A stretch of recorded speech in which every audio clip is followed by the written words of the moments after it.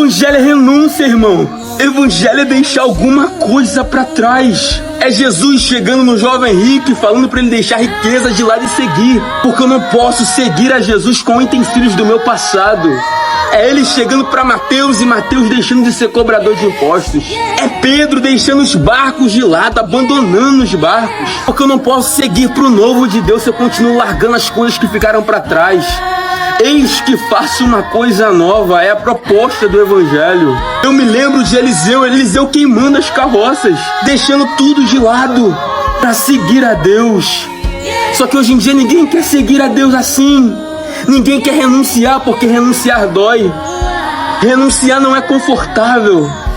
Mas essa é a boa do Evangelho. Eis que faço uma coisa nova e para eu viver um novo, para acompanhar Jesus, eu tenho que deixar o meu passado para trás. O Evangelho é renunciar a alguma coisa. Renúncia.